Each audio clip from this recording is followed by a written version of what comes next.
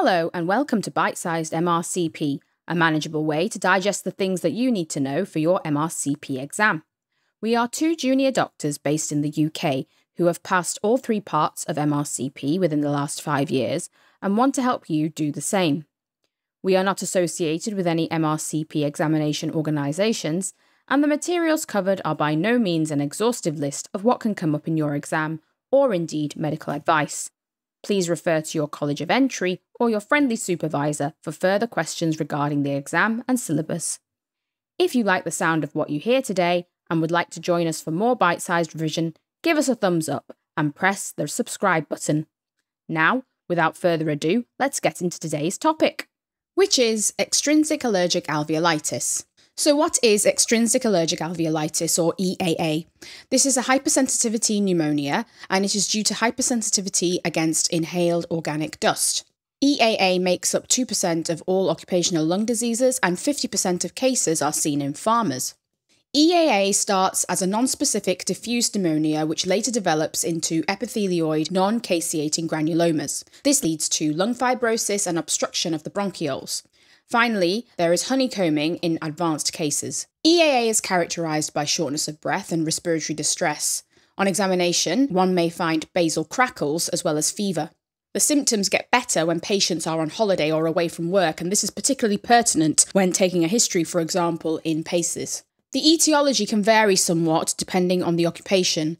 So, for example, farmer's lung is due to mouldy hay and Micropolyspora pheniae. Pigeon fancier's lung is due to exposure to pigeons and parrots and similar birds and is due to the presence of avian proteins. Malt worker's lung is due to mouldy malt, and the specific organism involved here is Aspergillus clavatus. Cheese worker's lung is due to cheese mould, or Penicillium casei. Finally, bagasosis is due to mouldy sugarcane, and this is due to Thermoactinomyces saccharoi.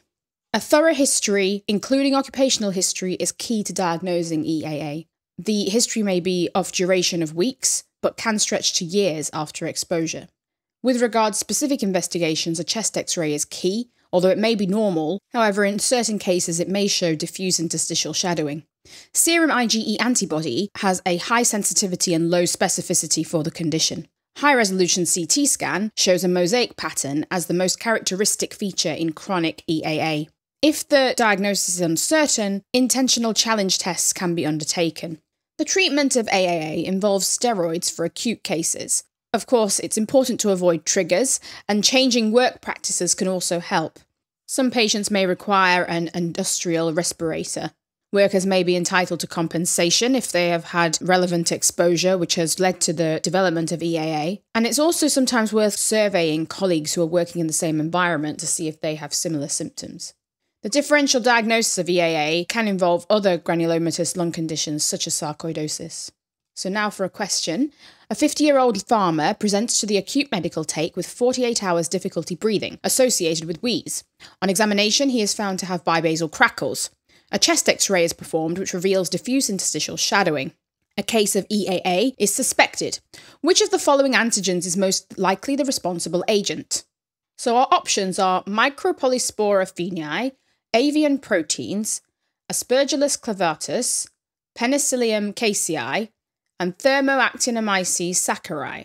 So you'll remember that all of these may potentially lead to EAA depending on one's occupation, but the most pertinent one, given that this particular individual is a farmer, would be Micropolyspora pheniae.